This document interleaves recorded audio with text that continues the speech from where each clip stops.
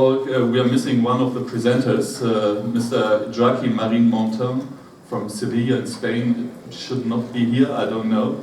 We're looking for him, so maybe he will come in the next minutes.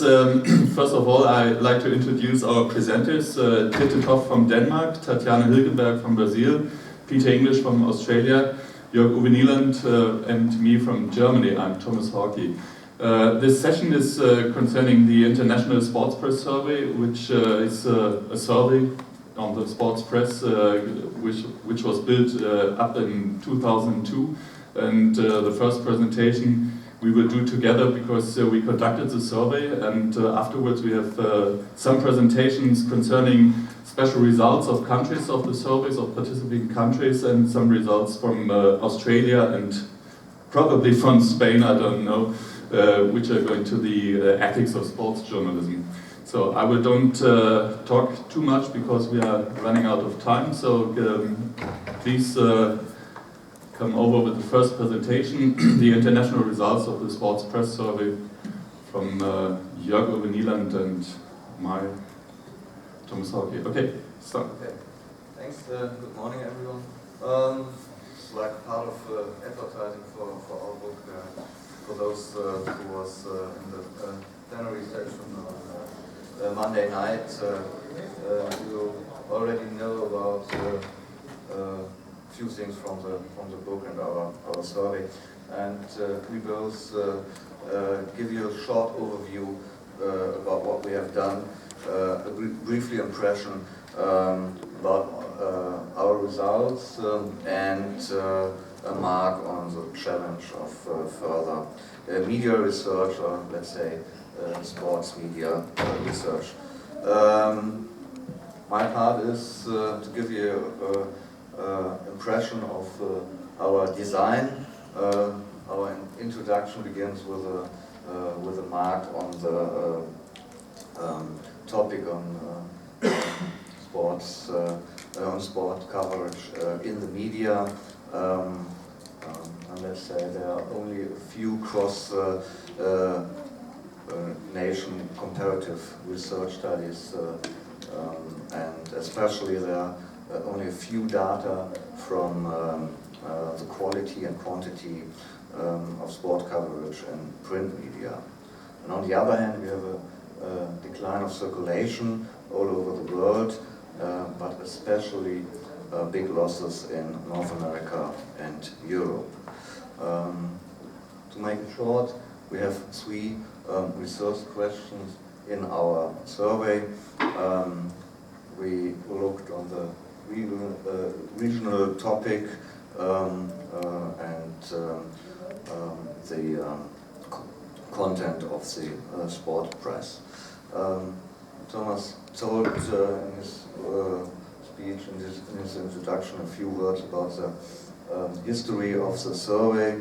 The survey starts in 2002, and we collect data on the same level with the same indicators, so we can compare our results with the other surveys. Our design was that the Macromedia University in Hamburg and the German Sports University together, and we can make up about a team of 30 participants in this survey. The sample is the biggest in our sample from every country, the biggest national, the biggest tabloid, and the biggest regional newspaper in each country.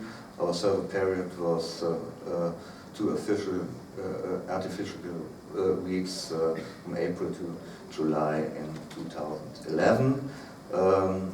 We collect all articles concerning to sport topics in the complete newspaper, not only in the sport part. We collect about over 80,000 articles from 22 countries. There are different numbers of articles from each other due to reason of research budget, due to research experience, and due to the media system or print media system in each country. Next step is some results, and I move on to Toft. Yes, hello. I want to show you some of the results. Just some of the results of the global international data set. And first of all, we ask for the identification of the articles, who wrote the article, and as you can see, sports and print media is personally driven. Most of the articles are written by named journalists. And news agency play a minor role in the world, and it's some kind of difficult result that more than 13% of the articles globally do not have any identification or visible source at all. Sports journalism in print media is sure a man's world. More than 90% of the writers on sports press are male. Only 8% of the writers internationally are written by women. As you can see, there are only 11,219 articles which are identified by sports writers, by named journalists. And some of the interesting results are the type of sports. As you can see, the main sport in print media worldwide is soccer, what FIFA called football. It can be called the only world media sport. You can see more than 40% of the articles globally are based on football. The coverage of the other events is mostly driven by actual competitions. In our survey period, we have the Rugby World Championship, the Ice Hockey World Championship, and in European tennis tournaments and cycling events like the Tour de France.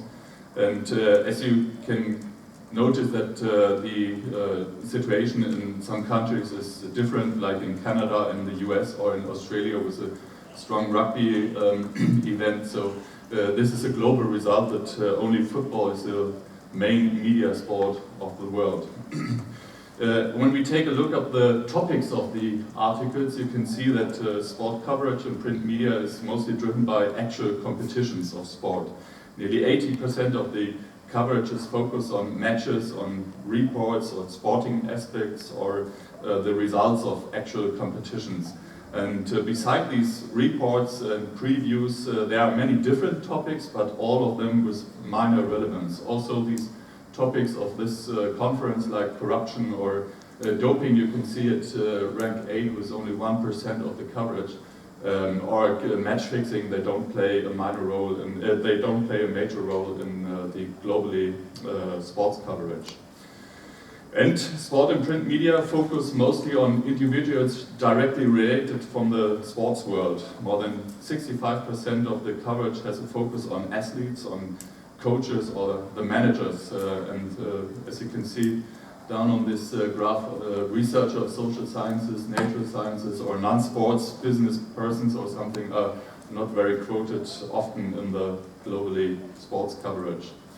And the articles are not only written by men, they are also cover a man's world, a man's sports world, with a strong visualization. More than 85% of the global coverage is on men, on male athletes, on men's world, sports world, and 55% of them come with a photo or illustration. We have altogether 17,700 photos in the 18,000 articles. So sport is a topic with a main and major visualization in the sports world. And a very poor result for sports journalism globally is that sports journalism still lacks quality. 41% of the articles are based on just one source. Only 12% deal with 3 or more sources inside the article. And a very poor result that more than 1/4, 26% of the articles internationally did not have a visible source for their coverage at all. So when we summarize these, we can see there are different sports world in the international sports journalism and the sports press. The covered sports differ between countries and continents related to the seasons and of sports of the type of stress. You can see that in different continents there are different types of sport. FIFA is the own media sport. You can see main media sport soccer.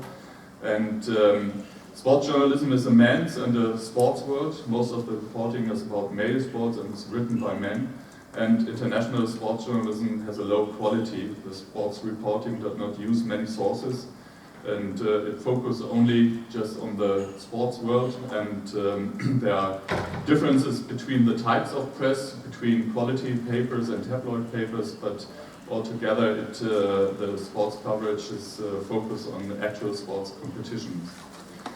So, as Jörg-Uwe told us, we put all the things together in a book.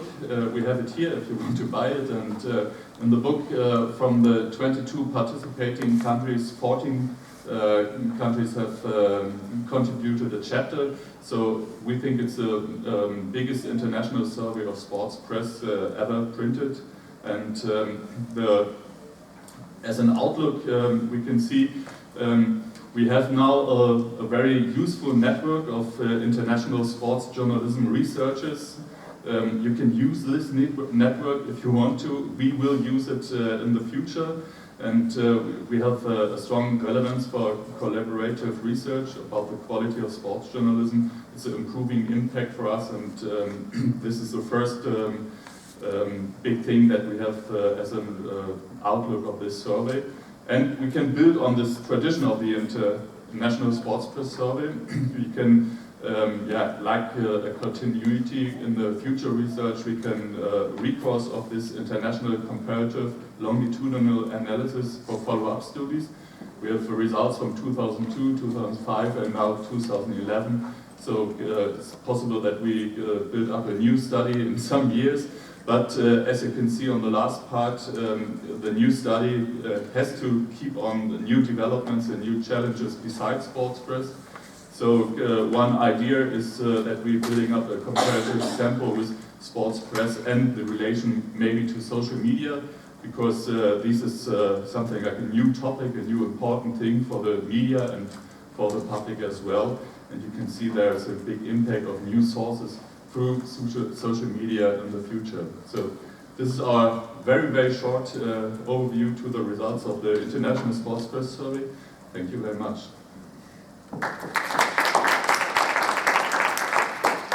So, and now I have to change the role. I'm the chair of the session 2 with Jörg-Uwe, and as the second speaker I'd like to introduce to you Tatiane Hilgemberg, a PhD student from Brazil. She took part in our International Sports Press Survey and did the Brazilian chapter, and now she will talk about the Brazilian coverage of the Brazilian media agenda of the 2014 World Cup. Okay. Thank you very much. Good morning. The paper that I'm presenting here has nothing to do with my PhD thesis that I started to study at the PhD this year. And the study was conducted after the international survey, and I collected the data in January of 2013, and it was something that was bothering me. We are just around the corner of the World Cup 2014, and I wanted to know what the Brazilian media was talking about. So, first of all, I want to put the research under the context. The academic world in Brazil are talking about a sports golden age in Brazil because we will host the World Cup and the Olympic Games. So this is a golden age for the research about sport, because it's a very, very important moment. So we can pick sport, we can choose a sport as our study object. And in Brazil, these sports, we love football, but we don't love to research or to study football or sport. So we are the people that study sports are seen as an underdog. So it's a very important moment so we can show our work and spread the research around the country. And it's also important to say that this study was conducted after the protests. So the protests were not happening that moment. So our main goal here was to verify which were the most presented themes in the media at the 500 days to the World Cup. So I choose a very specific date that was 28 January 2013, and that day we were celebrating 500 days to the World Cup. So we had some events and parties and some things. So I thought it would be a very good day to find out what the media are talking about. So I choose some keywords to do the search for the news. The corpus is 60 and 67 news, and I choose 4 websites: Globo.com, UOL, Estadão, and Terra. It's news websites. And let's go to the results. I have a lot of data. I'm not going to show everything. I have the full paper if you want. It's in Portuguese, but we can talk about it later.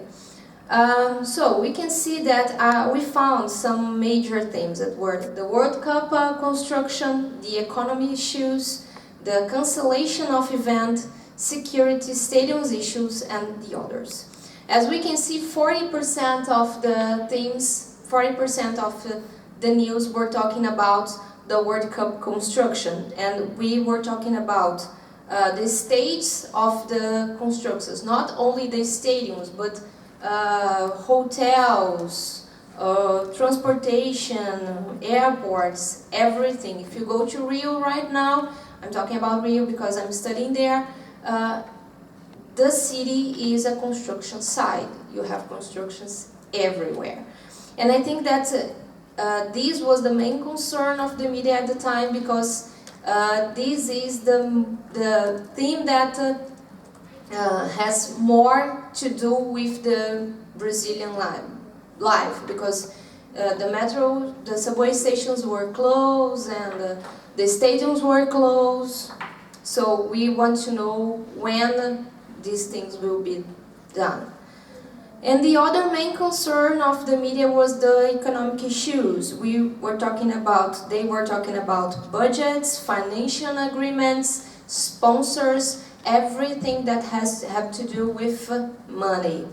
So these were the 2 most important themes at the time. This cancellation of event that we can see in green, 10%, was because the day before of the 500 days to the World Cup, we had a tragedy in Brazil. In the south of Brazil, a nightclub got on fire, and about 240 people died. So they had to cancel almost all the events because of the sadness and everything. We cannot party if 240 people die just one day before. The other issue was stadiums and security, and the others were just one and another thing that we find out. We did also a frame analysis because we want to know not only what we are talking about, but how we are talking about. So 48% of the news was just information, like how, what, where, when. The basic questions of journalism were answered, and that was it. No further information about things. And no values were portrayed. 21% were pessimist, talking about the construction were not ready at the time, so we are delayed, these kind of ideas. 18% were condescending, so they show like we are delayed on this stadium, but we have these already made. So they showed some negative points and also some positive points. So like we had a balance in this part.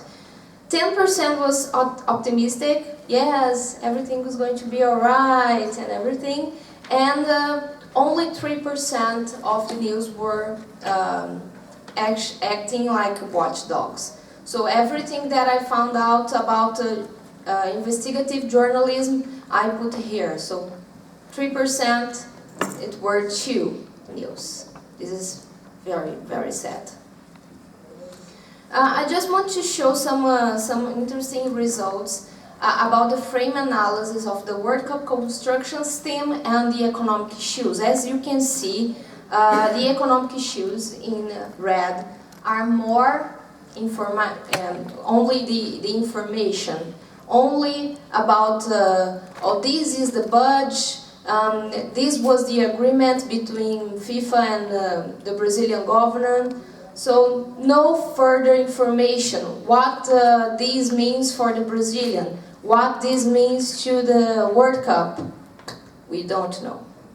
About the World Cup constructions, we can see that most of the news were condescending. That means, as I said, this is behind the schedule, but look, this is already ready. So the media was not actually talking about what happened, we are delayed, why? Why? If that was a schedule. And a lot of pessimistic thinking, because in Brazil we don't think that we are going to have everything done for the World Cup. So this is also the media thinking. The majority of the economic issues was informational, just the information, and 14% was condescending, optimistic, and act like a watchdog. Only this theme about the economic issues had some investigative journalism. So only the only two news about that go further in the investigation were about the economic issues, mostly about the money that FIFA needs to give to Brazil and something like that, but not so deep news. About the stadium issues and the security, again, mostly of the news were just about information. What the stadium is already okay, about the security, just what was going on, what we did to increase security, and because they used the tragedy that I was talking about to say, oh, what about the World Cup? What if this happens in the World Cup? What we can do? So this news appeared in that period. The cancellation of the event and others were 100% framed as only with information. Again, the cancellation of the event were about the tragedy, and others, we have the doping case, one news about the Brazilian national team, just speculation who will be at the World Cup, and only two news about corruption, and the two news were framed as only informational. About a denunciation was made, and they said this was the denunciation, and why, what was going on, and the Federal District of Action Court in Brazil said that the budget for the Mané Garrincha Stadium was over the top, and that's it. No more information about why, where this money come from, where this money is going, who gave this money. We don't know. The journalists are not following the money in this particular case, okay? I cannot say in general. Our final thoughts, we can conclude that the World Cup construction and the economic issues are the most common themes at our analyzed corpus, and most of the news were just information, just answer the basic questions of the journalism. We need a more deep study because it was just one day that I analyzed. It's important to do that knowing about the protest now. We need to do that, how the protest influenced the media at that point.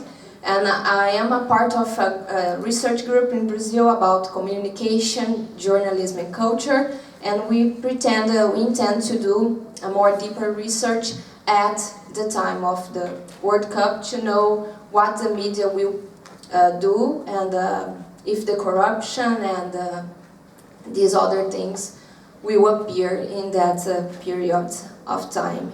Here is my email if you want to know more about this research, because it's a lot of data, and then probably I'm let some things that were important out of this. And if you want to contribute and if you have questions, I am open. Thank you very much.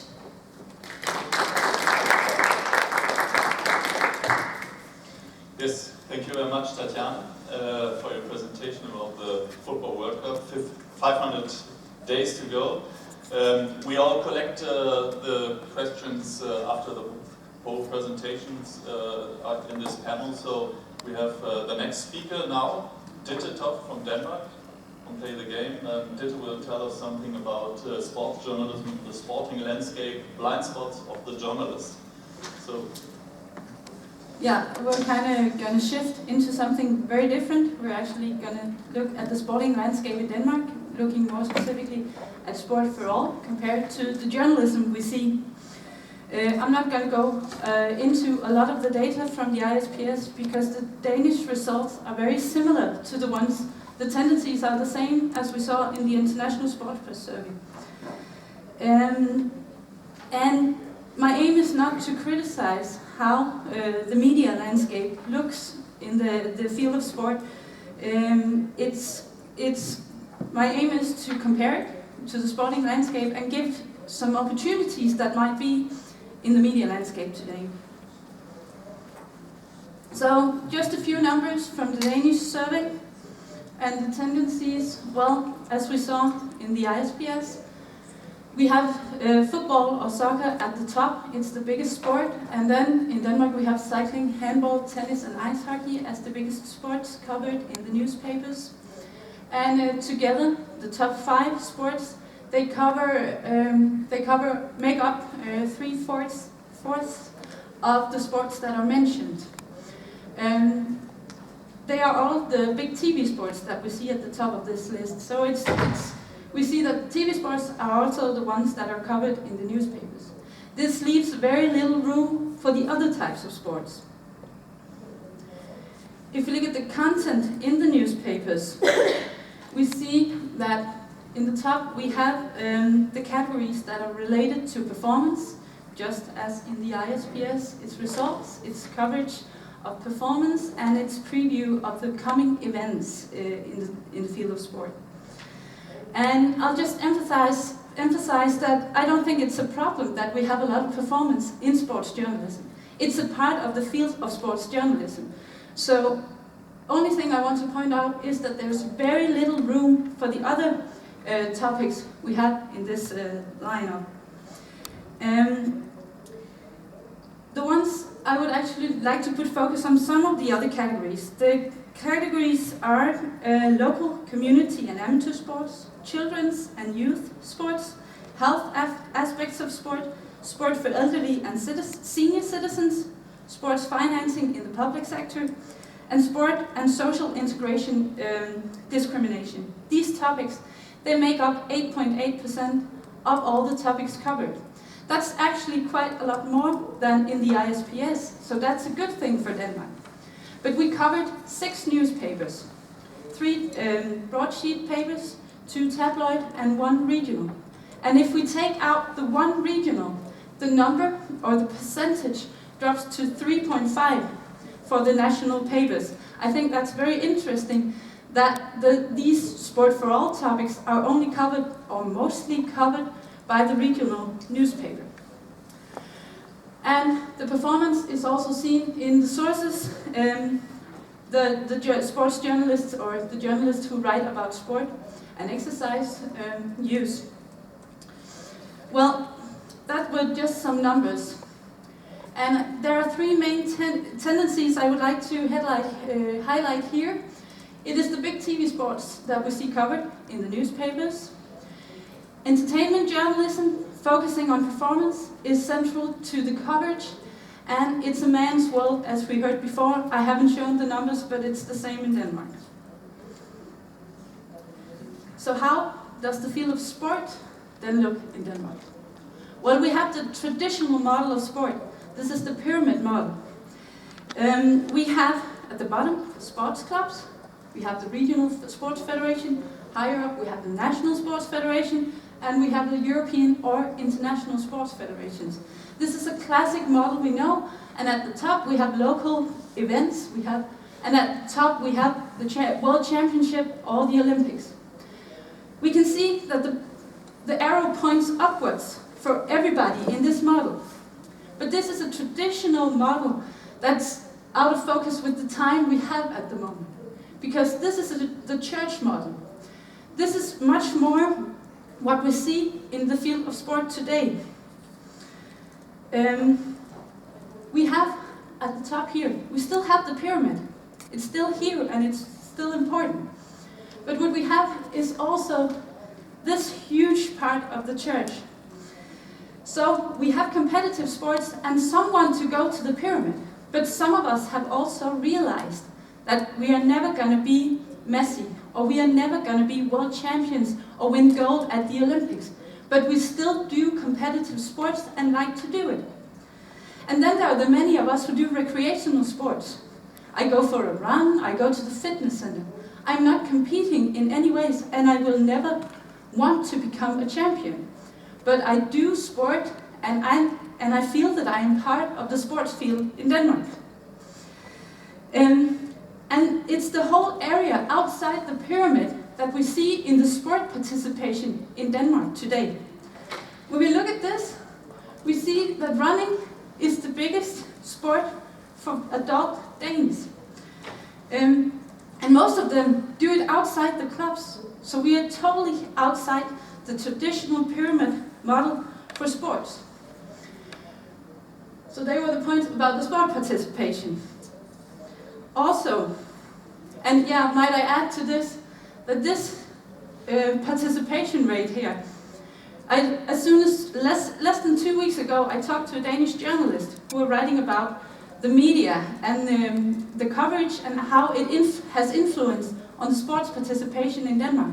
It was a huge surprise to this journalist covering sport that the Danes didn't really care about the coverage. They watch sport on TV and follow it in the media, but they do another type of sport. So it's a surprise to many journalists, still, how the field of sport looks.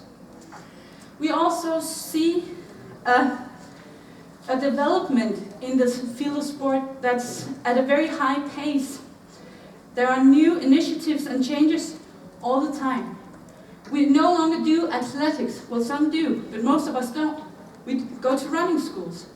We choose to go to CrossFit, and instead of weightlifting, we go to power energy or to CrossFit. I'm not just shooting at a shooting range. I'm doing paintball or e-sport or laser games. I can go spinning instead of cycling, or during the winter, go spinning. Instead of swimming, I use the pool to go do aqua fitness. And football is not just done in the clubs. We have commercial centers such as the gold soccer centers that we see in the UK, or we choose to go to football fitness. So what we see is that the understanding of sport we see among journalists are pretty much stuck in the old pyramid model for sport. And this is the actual field they're supposed to cover. So this is the case. Should I just sit in the corner and say boo-hoo because I'm a representative of sport? Or is there in the media landscape of today some huge opportunities for me to take, that I can take matters into my own hands? I'll try to show you some examples because I think there are good opportunities for sport. First of all, we have a case of traditional media. It's from the Danish Orienteering Federation. They actually managed to find their way into a lot of regional and local papers. They educated their local club leaders, told them, this is how you work the media.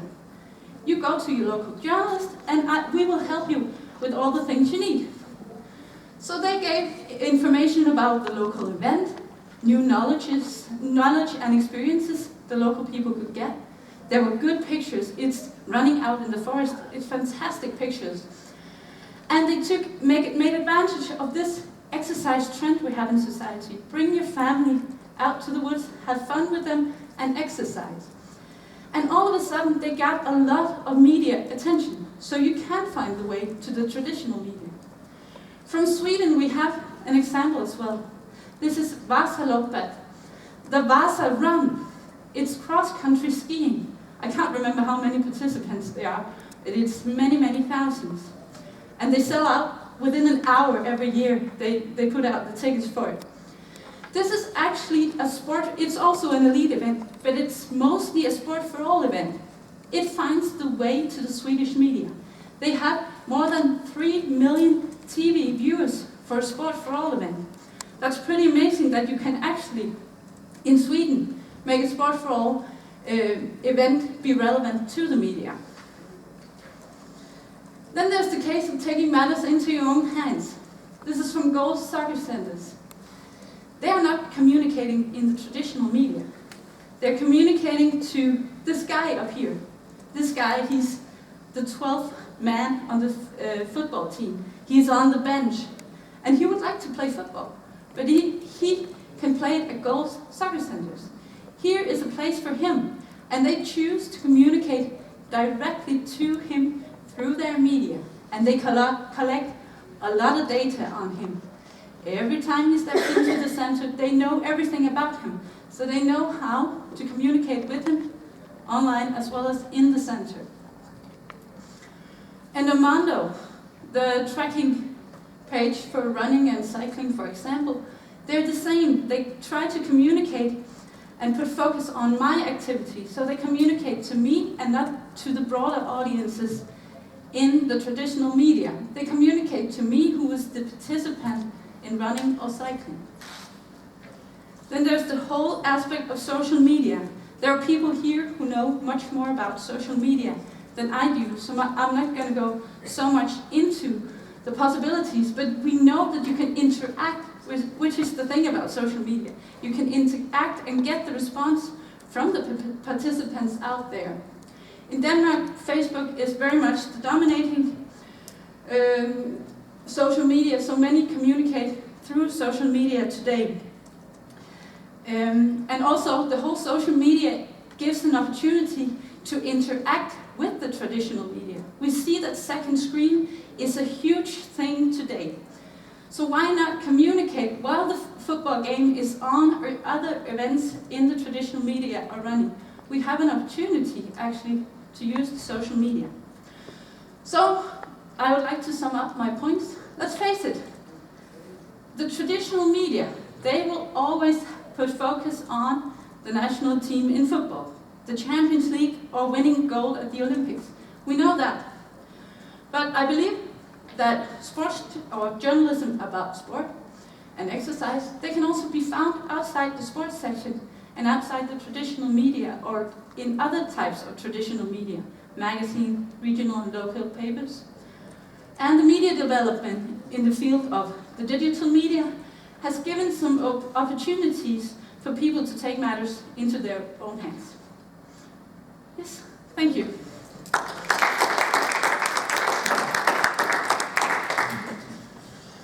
Thank you, Ditte, for this interesting presentation, which shows everyone that the outlook of the International Sports Press Survey combined with you show us data journalism or social media is very interesting for all of us. So I know now that our last speaker, Jörg-Uwe from Spain, is not coming. I think it's due to the heavy storms in the northern part of Europe, so I have to, my run here to Denmark take 2 days, so it is very, very hard to go here these days. So we have only just one more presentation from Peter English.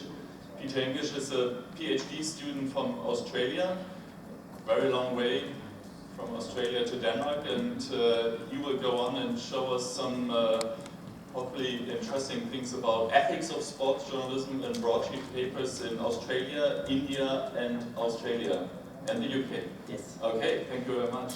Thank you. Now, firstly, this is not about phone hacking, so I make an apology first off. I have a friend who worked at News of the World in the sports section when it closed down. He said he didn't know how to do it and had never done it. So it's not quite that sort of detail in terms of sports journalism ethics. But ethics in journalism is an increasingly important part of the modern media, particularly because of online. Decisions are made so quickly now that it's ingrained in the journalists what to do quickly. I also think it's important with the financial climate, fewer journalists, more work, more decisions to make. And another reason for doing this part of the research was to let audiences know the practices of the sports journalists who provide all the copy that they read. So what I did, I looked at 6 broadsheet quality organisations in Australia, India and the UK. These are countries with historical similarities also in their sports, but also some considerable differences. I interviewed 6 journalists at each sports newsroom, the same position across the 6 newsrooms. So, for example, a sports manager. I call them sports managers instead of editors because otherwise I wouldn't be able to identify them. And I did that over 3 months. I also did a 2 constructed week content analysis. So I'm comparing the information from the interviews with the content analysis. And I'm also going to look briefly at the codes of ethics of each of these countries because they all have them. So the ethical issues I'm looking at, commercial influences. We see that increasingly, the commercialisation of the media, attribution and anonymous sources. So to start with, ethics and commercial mentions. These are what the codes of ethics say about commercial mentions and advertising. So they all relate to what I'm talking about. What I'm particularly interested in is the comments of Picard here. It's not necessarily immoral or harmful to have commercial influences in a story. Particularly hard with stadium names that are new. Think of Arsenal's Emirates Stadium, which has been called that from the beginning. How else do you describe this stadium without calling it the Emirates Stadium? If anybody can help me, that would be good. But what it does, it takes sports journalism away from classical ideals of journalism. Things used to be different, things used to be more pure, whereas now, increasingly commercialised. And I've thought about this a lot because I have been a journalist. I'm a student now, I do some occasional freelancing, but as a journalist I did some of these things. I put commercial mentions in stories, so I feel conflicted now, talking about or maybe even exposing some of these things. But I keep coming back. When I started out, even just 15 years ago, things were different. There was no need for this commercialisation that is littered throughout the pages now. So I thought the best way of covering what people said in the interviews was picking out a couple of key quotes. So I have talked to 36 journalists. There's a lot more information than this, I promise you.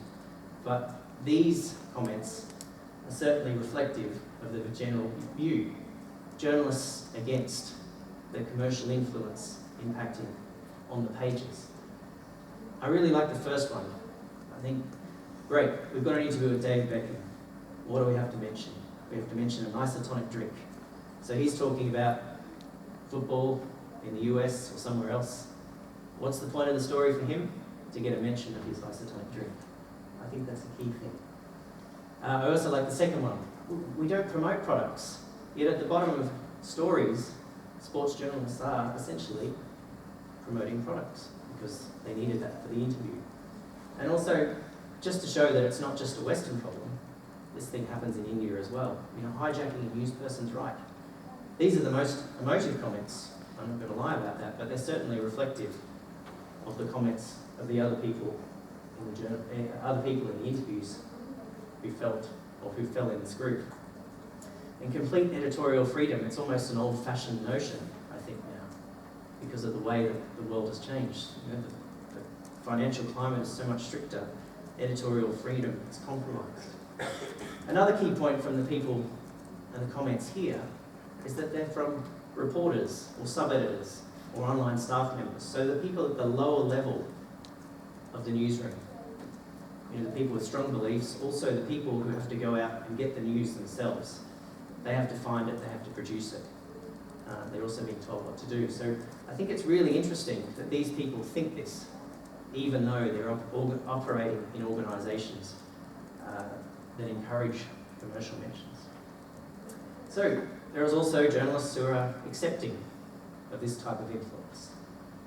Some really strong quotes here from people who think it's important. Now, 10 years ago, 15 years ago, when I started out as a journalist, if somebody came over to you from the in-house advertising department, you were allowed to tell them to go away. I think that's quite a big shift in 15 years, that now we have a senior manager of the sports desk who would actually go to meet external advertisers to talk about how to do coverage. An example was the Rolex Sydney to Hobart yacht race, which happens every year in Australia. And the discussion is, if we do coverage, will we mention Rolex? You know, that sort of thing. And now it happens regularly. The second one from The Guardian, really strong. Guardian, you know, independent journalism. It would be irrationally pure-minded to say that you wouldn't do it. I think that's really strong. From a senior manager of a newsroom. Another interesting point from the same section of the interview was that this person argued that if the sports department is able to have these commercial tie-ins with companies, if it means they can go on free trips and not have to spend the company budget, then the news section of the paper can still say whiter than white. So effectively, the sports journalism department was subsidising the strict, pure news gathering values of the news section of the paper. So I think that's really strong. And then more accepting from the Telegraph, a necessary evil. You know, similar comments came from journalists in India, our senior journalists. Now, of course, there were other journalists who weren't sports editors or deputy sports editors who felt the same way. One of them even said, the advertiser, they pay their money to advertise, they should get into the paper. Big shift, you know, in 10 to 15 years, shift. So I hope that you find some of these comments a little bit shocking. So what I did, I measured whether stories included commercial mentions in the content analysis, which takes a long time. More than a quarter of stories in my study had some type of commercial mention. So more than a quarter. I don't have a slide about this, but in the UK, 33% of stories had a commercial mention. In Australia, it was 31%, and in India, it was closer to 24%. So a big difference there between the Western countries, if I can call them that, and India. So it shows how commercial elements are, you know, having significantly more impact. Now, I broke these up into solicited mentions and unsolicited mentions. So solicited, where there's an active pursuit. We will interview the captain of the football team. We're happy to have a commercial mention at the bottom of the story, that sort of thing. So this interview provided by mentions of sponsors, personal sponsors, you know, mentioning Nike with the Tiger Woods story, that sort of thing. Businesses sponsored columns. This was prevalent in India, where somebody would write, a star would write a column that was sponsored, for example, by a cigarette company or a whiskey company. And then unsolicited ones. Now, I'm a bit more sympathetic to unsolicited ones because it gets back to the stadium names. How do you get around these sort of things? If you're covering cycling, it's Team Sky. There's nothing else you can call them, or Orica Green Edge, for example. But also stadium names and series or tournament and match titles. Now, I think that I used to write about cricket. So the Ashes, Australia versus England, is a big deal. But in England, the test series might be called the Investic Ashes, or the NPower Ashes series. So sometimes that gets included in the copy. Now what I found interesting was that different countries used different types of the unsolicited material. In Australia, stadiums. If you're a bank, sponsor a stadium, you get named every time there's a game at your stadium. UK series of tournament names. In India, which sort of shows that they apply different standards, team names were the most important. Now in India, Formula One and motorsport is a big deal. So it's a bit hard to talk about Red Bull as a racing team without mentioning Red Bull. So India, team names. So I broke these types of commercial mentions down, and I just reminded of an example. In the Daily Telegraph one Saturday, there were 3 interviews that were painted as exclusive interviews, and one-on-one interviews. One was with a rugby union player that at the bottom had a tagline about a deodorant company. The other was with a football manager that had a tagline that was for his autobiography, and another was a footballer that had a tagline for one of the charities that he worked for. So in one paper there were 3 major stories that had these. So, excuse me, I need my notes. If we look here, the UK, they lean more towards, when you combine solicited and both, they're higher than the others. So they're more active in pursuing these sort of commercial tie-ups. And that was consistent with the interviews. We will do a trick and mention you so we can get an interview. Australia and India, they lent more towards unsolicited, although there are a couple of variations in there. Excuse me. So unsolicited, more in all 3 countries, but Australia and India have larger components there. So even those journalists who said they were against these sort of policies, every day their stories are littered with these types of mentions. So move on to attribution. It's just the same in journalism, academia. You don't steal other people's work, okay? You have to attribute it or credit it. So there were 3 approaches, and the good news was that the biggest one was to credit explicitly, to name the other paper. So I think that's a good thing. The second biggest was obscure the source, and the journalists did this for a couple of reasons. One, they felt obliged to name the paper. So they might say a Sydney tabloid or a London television show. But another reason was to cover themselves, because if the information was wrong, they could say, well, it wasn't our story, it came from another paper. And then the do not credit one. Now this just came from one journalist who said, I don't credit, which is very nice that he would be so honest with me. I thought that was good. But he said the rivalry is so bad that we just don't do it.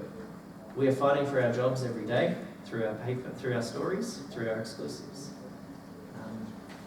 So I thought that was quite revealing as well. So if you look at these figures, not a lot of articles are attributed.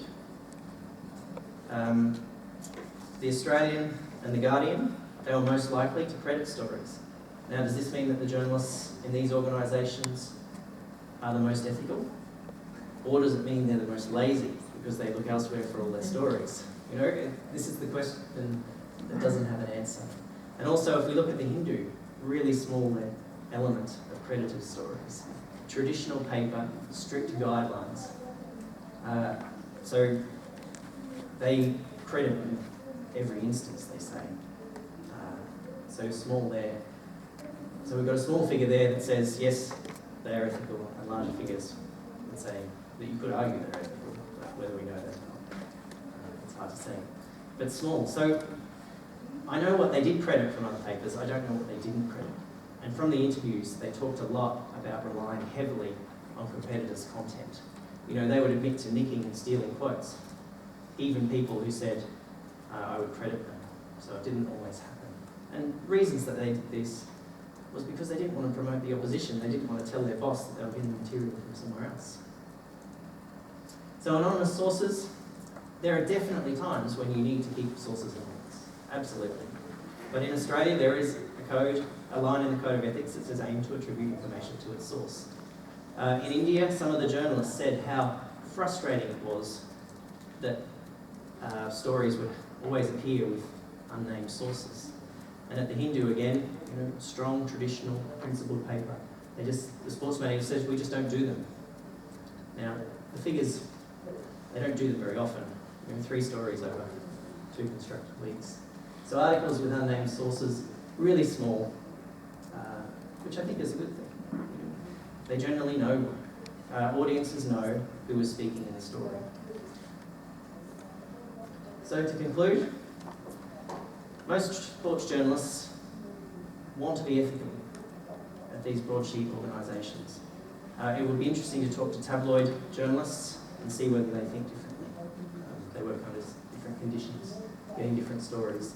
But they admit that it's not always possible to work to these guidelines, particularly through commercial mentions. Commercial mentions and influences are just littered throughout the paper. I think that's a really big change. And of course, it's unclear whether all items have been attributed. I can't know that unless you sit in the newsroom and maybe you get problems.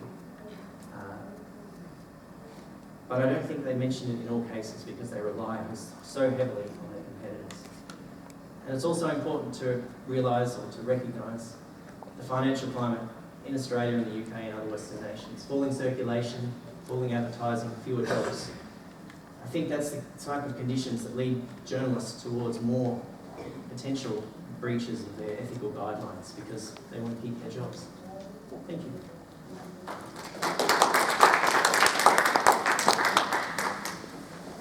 Thank you, Peter, for this interesting presentation. So, as I informed you,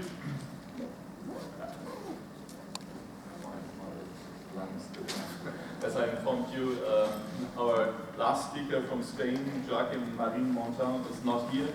So we have time enough for a conversation and discussion of our presentations.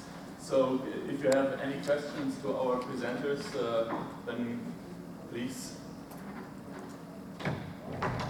Yes? Perhaps a question for Peter English. My name is Roland Jack. I now work for an organisation called I Trust Sport, but I've also worked for sports PR for years. So from our point of view, From our point of view, we would be disappointed with only 30-odd% of articles having a mention of a sponsor brand. So we might even hope it would be higher.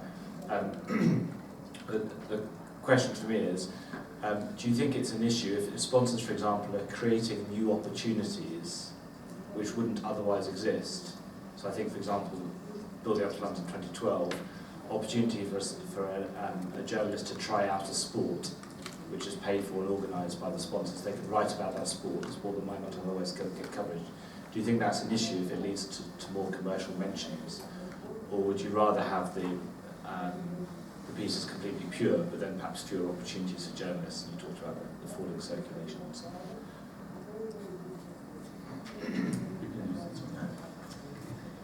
Yes, it's a good question. I mean, a lot of people complain about how homogenised the news is, and it's certainly beneficial to have a variety of stories, and what you suggest sounds very interesting. It just then becomes, what do I think? I would like to read about somebody learning to do fencing if it was part of the National Trust or some organisation.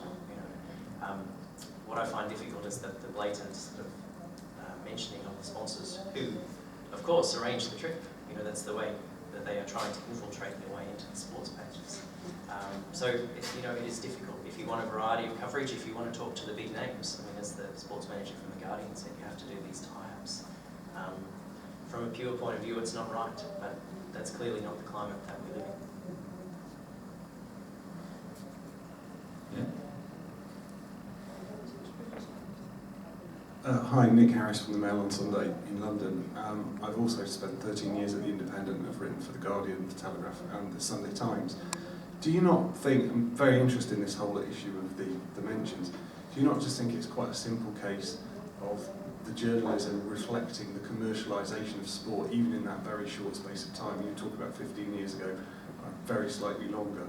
In that period of time, rugby, for example, has gone from an amateur sport to a professional sport. FIFA's gone from a big organising body to an extremely rich organising body. The Premier League has turned into a commercial Goliath, and the whole of sport has become so much more commercial, and therefore sponsors, all these media companies obviously now do control access to sport. Is it not just a product of that change? It's certainly a reflection of that. I mean, you see in Australia and the UK much higher levels than in India, where the commercial element is not yet so big. You know, I'm sure that that will change in India as more companies get involved. They don't name stadiums in India, for example. They're all named after famous, respected sporting figures or politicians. So I'm sure that that will change, and like you say, it's a reflection of the environment. Is there a way to stop it? There probably isn't, because you miss out on getting stories if you don't have these tie-ups. You can get your accreditation taken by not mentioning the official title of sports. So it's certainly a reflection of the environment, and I'm really interested to see what will happen in India over the next 10 or so years to see whether we can know for sure that that's what's happened. My name is Liz Martin, and I'm with Brazil Police Watch. And my question is about the intersection of strictly sports topics and those other issues. In particular, I'm thinking about the human rights violations happening throughout Brazil, around the stadia, and increasing a precedent of increased police violence before mega events. So does that domain, where you said the reporting is informational and not investigative, does that domain mean that the sports journalists aren't addressing it, neither are the other? Is there crossover? Could you speak to this issue, please? Yeah, I can just give my opinion about it. The problem with the sports journalism in Brazil now, I think that it's very flat journalism. We don't go further at something. We are very, because when you go to journalism school, it's like, if you're not that smart, you go to sports. It's the idea. Because economical and political, it's all very complex, so you need to have some intelligence to do it. And I worked with sports journalism, and sometimes I get angry with journalists because the questions are the same. So the answers will always be the same. So the journalism is boring sometimes. So, and when you ask a journalist why this is the same, why you continue to do that, why we don't do some investigation about, as you said, some human rights or the relation about the protests in sports, why we don't see that on the sports media?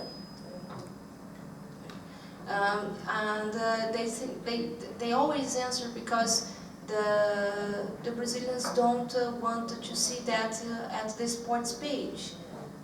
They want to see more light information, and because when you write sports journalism in Brazil, you can be more relaxed. You can write jokes.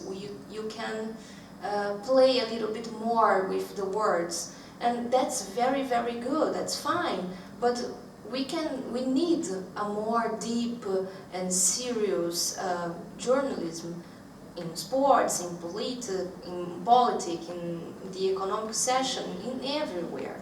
So I don't know if I answer your question.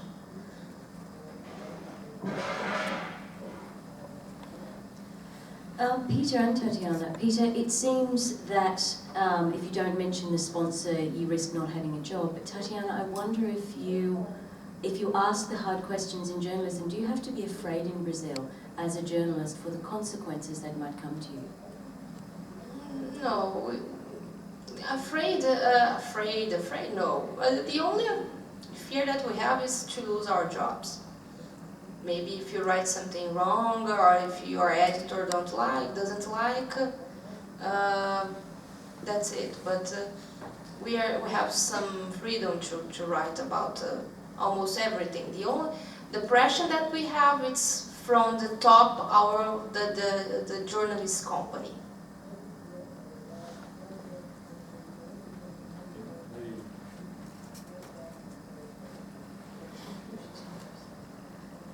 My name is Deborah Unger from Transparency International, but I'm not actually going to ask a question related to Transparency International.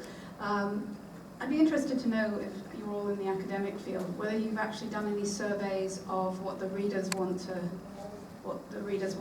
have from these stories, because a lot of the information that you've put is sort of criticizing the journalists for doing X and Y, and I wonder whether there's any reader demand for other things, whether they care whether the sponsor's name is in there, whether they care whether they read lifestyle stories about new sports in the sports section, or whether it should be in a different section of the newspaper, because they are filling up with the sport for all types of stories, and they don't appear in the sports section.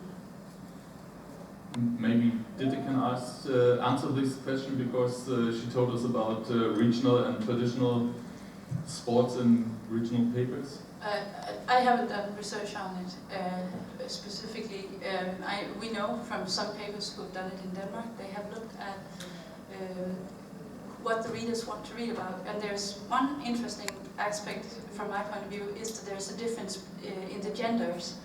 That a Danish newspaper had looked into it, and where the women actually wanted some of the topics Tatiane mentioned, they want more sports stories with a societal focus, for example.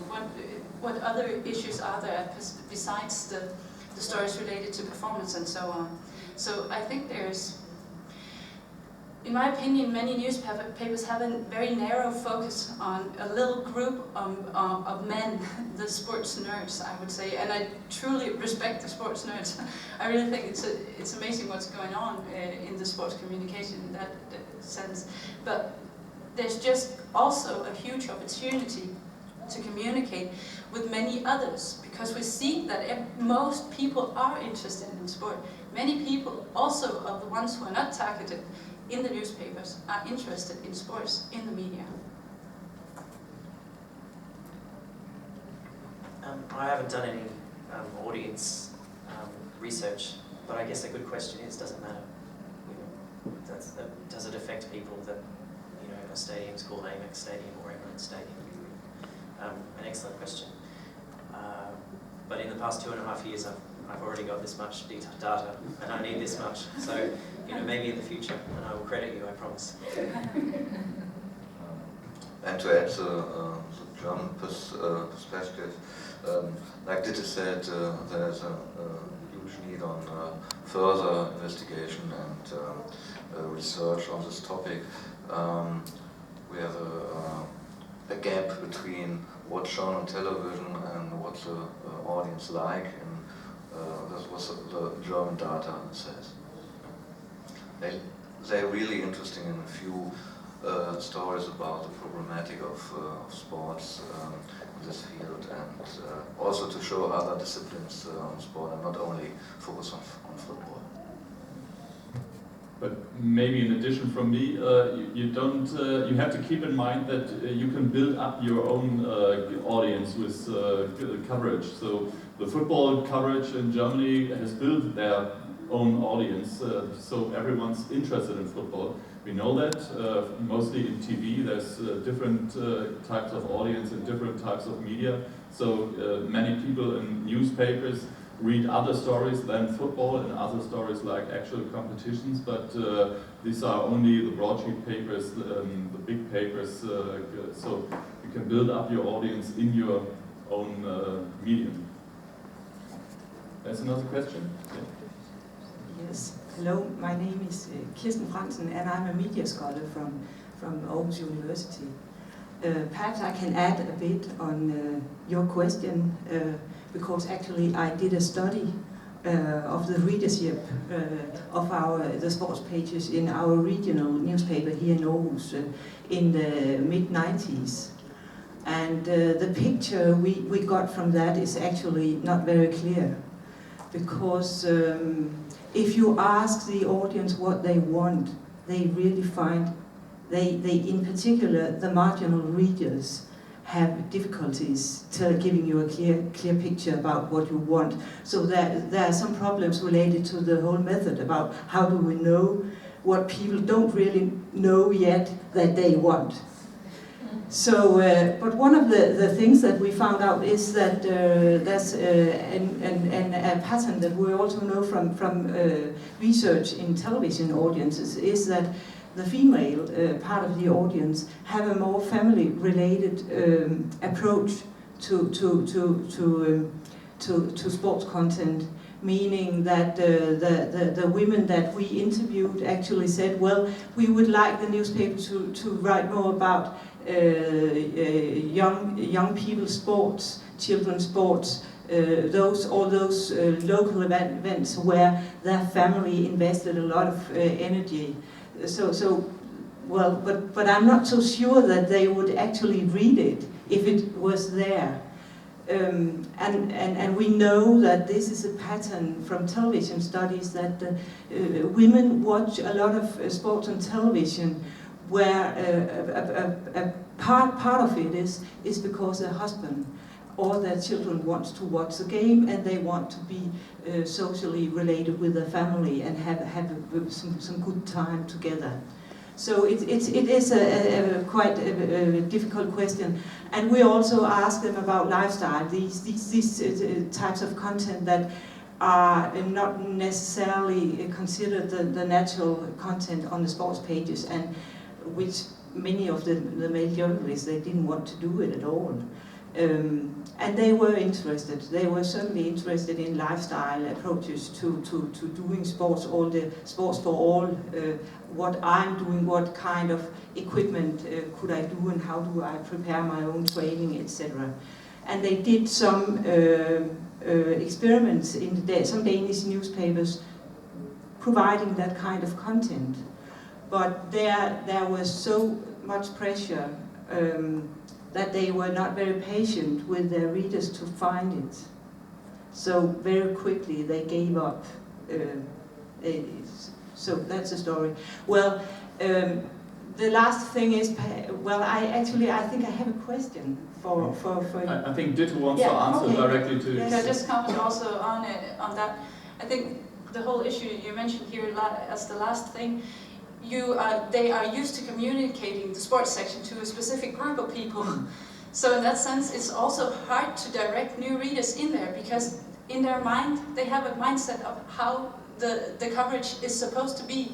And we have some sports section where we have the male dominance, even a specific type of men who are very into this, writing a specific type of sport. So it's hard to just change some content to be able to relate to other topics or other focus groups in focus. So. Yeah, I try to be brief. That's about the International Sports Survey, which I got the feeling that you were sort of hesitating whether you should go on doing this kind of survey.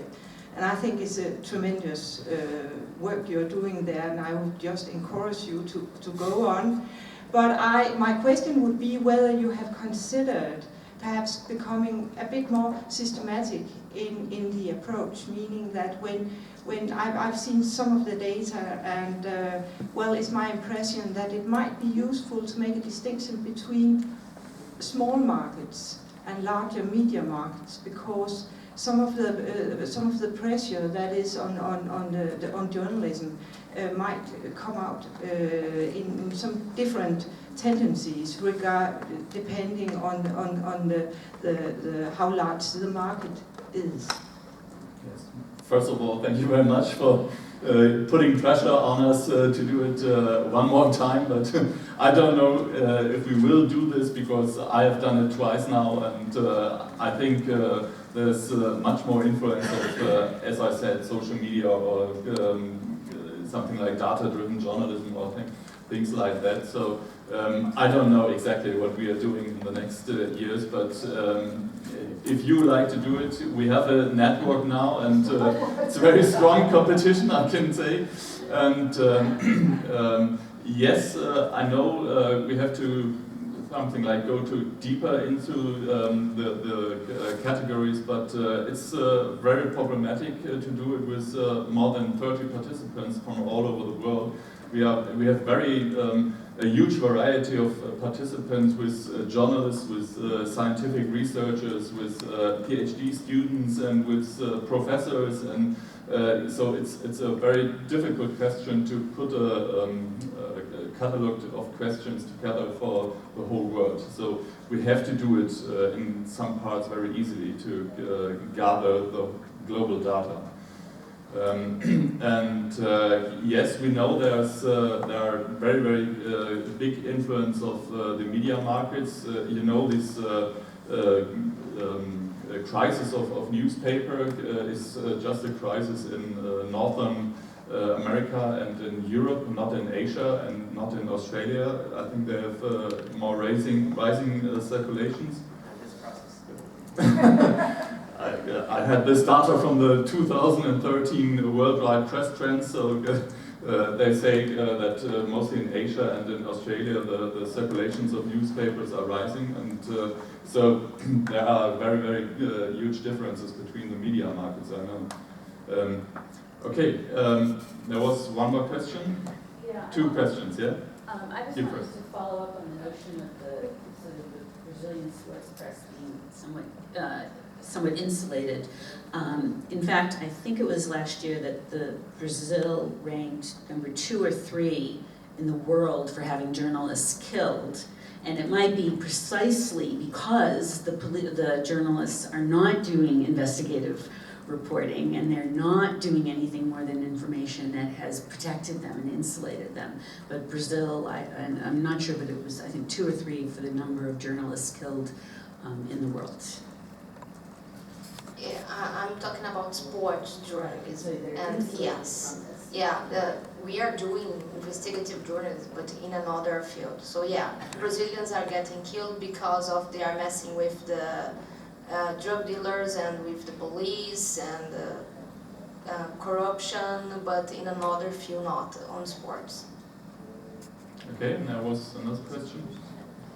Hi, Nick Harris again from the Mail on Sunday. I'd just be interested to know how, very briefly, all of you conducted your research in physical terms. Did you use physical copies of newspapers, or did you access the coverage from the internet, which is actually very different, and obviously the internet, I'm talking from personal experience, is much more dumbed down than physical newspapers, and is becoming increasingly so? I did both. So I had the daily edition of the newspaper, and then I had a 1 PM cut-off, a screen capture of the website. And I compared the online and offline. I'm trying to think now, in terms of big news, interviews provided by mentions, more of those in the newspaper, because they didn't want to be given away for free online. So I looked at that quite closely, and there are certainly differences. Lots more on wire copy, of course, as you know, online. More staff byline stories in the newspaper. Some really stark differences. Tatiane? Okay, yeah, at the International Sports Press Survey, we were supposed to code the printed version. So I have a huge stack of newspapers at the office in Copenhagen with all the newspapers we went through for this survey.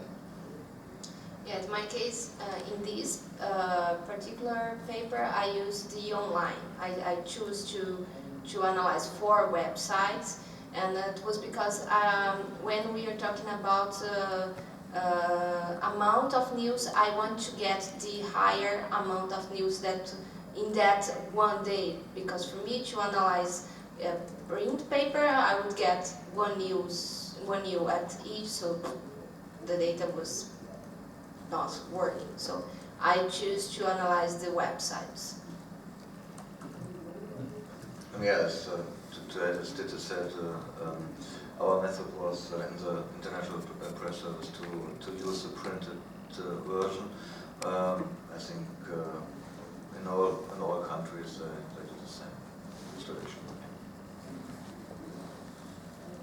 Okay, we have time for one more question. There's nothing. Then again, I have to say thank you very much for your presentations, and I hope you are all interested in this. If you have more questions concerning every presentation or the International Press Survey, come to us and ask us.